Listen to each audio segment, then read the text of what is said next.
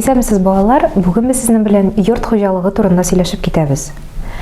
Син җитештерүнең кеше ихтыяҗларын күздә тотып үстерүен беләсең инде. Җитештерүнең иң ахыргы максаты куллану. Товарлардан һәм хезмәт күрсәтүләрдән күбесенчә йорт хуҗалыклары файдалана. Йорт хуҗалыгы җәмгыятьнең бер кешедән торган яисә бергә яшәүче уртак хуҗалык алып баручы берничә кешене берләштергән төркем рәвешендә аерымланган буыны. Бер кешедән торган йорт хуҗалыкларын ялгызак йорт хуҗалыгы дип атыйлар. Мондыйга элегрәк үз гаиләсе булган өлкән кешеләрнең, әйтик, әбиеңнең яисә дусларыңның, әбиләреңнең йорт хуҗалыгын мисал итеп китерергә мөмкин. Уртак хуҗалык алып баручы кешеләр арасында гаиләле һәм гаиләләре булмаган йорт хуҗалыклары очрый. Соңгысына мисал итеп фатирга түләп бергә торучы, акчаларының бер өлешен уртак тотучы һәм тормыш шартларының бергәләп тәэмин итүче студентларның йорт хуҗалыгын китерергә мөмкин.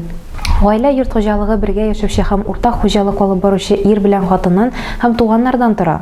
Мондый хуҗалык бер йортта яки бер фатирда яшәүче ике яисә хәтта берничә гаиләдән оешырга мөмкин. Йорт хуҗалыгының икътисади функцияләре. Һәр йорт хуҗалыгы товарлардан һәм хезмәтләрдән кулланыла. Аның эшчәнлек юнәлешләреннән берсе, ягъни аның икътисади функцияләреннән берсе, куллану функциясе нәкъ менә шуннан гыйбарәт. Гаилә мисал өчен кибетләрдә, базарларда нәрсәләр сатып ала? Беренче чиратта әлбәттә азык-төлек. Ул саклар өчен түгел, тиз арада куллану өчен кирәк. Шуңа күрә азык-төлек даими алынып тора. Торак, йорт җиһазлары, автомобильләр, башка эш. Булар гадәттә озак елларга бер тапкыр сатып алына. Алар шуңа күрә дәвамлы куллану товарлар дип атала. Шуның белән бергә гаилә әгъзалары әле тагын җәмәгать транспортында да йөри, сыргауханәгә бара, мәгърифәти һәм күңел ачу программаларында катнаша. Ягъни йорт хуҗалыклары транспорт, сәламәтлек саклау, мәгариф өлкәләрендә, күңел ачу индустриясендә күрсәтелгән хезмәтләрдән файдалана. Җитештерү йорт хуҗалыгының икенче функциясе. Ул гаиләнең үзенә куллану яисә базарда сату өчен җитештерелгән товарлар гыйбарәт. Бер умартачы үзлегеннән бал кортлары өчен элеккеләреннән уңайлырак конструкциялары оялары ясый һәм аның сезон эчендә үз умарталыгыннан 3,5 тонна бал алу мөмкинлеге була. Әлбәттә, уңган умартачы үзен дә туганнарын да бу татлы ризык белән тәэмин итәчәк. Әмма аның күпчелек өлешен сатачак. Йорт хуҗалыкларының өченче функциясе җәмгыять өчен хезмәт ресурслары әзерләү. Ул беренче чиратта гаиләле йорт хуҗалыкларына хас. Балалар киләчәк җәмгыятькә кирәкле товарларны җитештерү һәм хезмәт күнекмәкләрен кирәкле белемнәре гаиләләрдә алалар. Монда алаларны бурычлар үтәргә, эш сөяргә өйрәтәләр, кайбер шөгыль төрләренә кызыксыну уяталар. Бу функцияны без Айрат исемле һәм уенчык йорт турындагы вакыйганы сөйләшү аша тасвирлап бирербез. Айратка 13 яшь, гаиләдә ул күп кенә эшкә өйрәнә. Аның сеңелләре һәм энеләре бар. Айрат бакчаларында балаларга уйнар өчен бәләкәй йорт ясамакчы була. Әти-әни белән киңәш табыш иткәч, ул план төзи. Нинди тәртиптә гамәл кыласын билгели һәм эшкә керешә. Йорт хуҗалыкларының кереме һәм товарларны куллану, хезмәт күрсәтүләрдән файдалануы. Куллануның ихтыяҗларын канәгатьләндерү өчен муллык булдыра торган нәрсәләрдән, товарлардан һәм хезмәтләрдән файдалану икәнен син беләсең инде. Төрле товарларга һәм хезмәтләргә ихтыяҗны һәр кеше кичерә. Өстәвенә алар даими арта, бара һәм үзгәрә. Әле күптән түгел генә бу җитмәслек байлык саналган нәрсәләр бүген инде беренче чиратта кирәкле әйберләр булып тора. Әгәр әби-бабайлардан сорашсаң, алар сиңа 50-60 ел элек телевизорның һәр гаиләдә булмаганлыгын сөйләрләр. Әти-әниләреңнең кешеләр өйләрендә компьютерлар, интернет ничек пәйда булуын хәтерли. Әмма гаиләнең товарларны, хезмәтләрне куллануы ихтыяҗларга нигезләнеп кенә башкармый. Кулланыла торган һәр нәрсә өчен түләргә кирәк. Куллану чыгымнарының бәясе кешенең гаиләсенең керемнәре күләменә бәйле. Керемнәрне акчалата һәм натурлата алырга мөмкин. Мәсәлән, Россиянең кайбер шәһәрләрендә пенсионерларда җәмәгать транспортында бушлай йөрергә хокуклы. Укучылар дәүләт мәктәпләрендә түләүсез белем ала. Күп кенә предприятиеләр үз хезмәткәрләренә санаторийларга, ял йортларына, яшьләр лагерьләренә юлламаларны ташламалы бәяләрдән сатып бирәләр.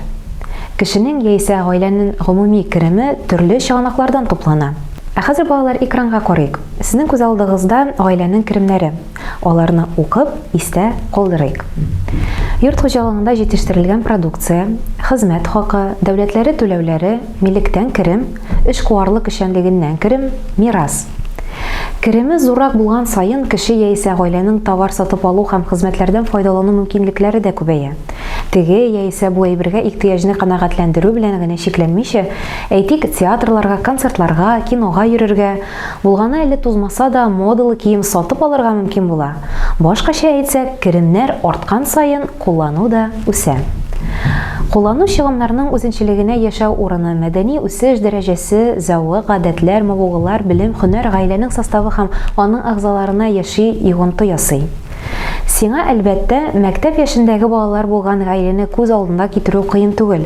Алар китаплар, уку, язу әсбаплары, спорт киеме, мәктәптә туклану, вак-төяк чыгымнарга, мавыгу буенча шөгыльләргә, төрле чараларда катнашуга кесә телефонына акча таләп ителә. Мәктәп укучылары үз гаиләләренә акчаның бер өлешен сарыф итмичә сакларга калырга булыша аламы?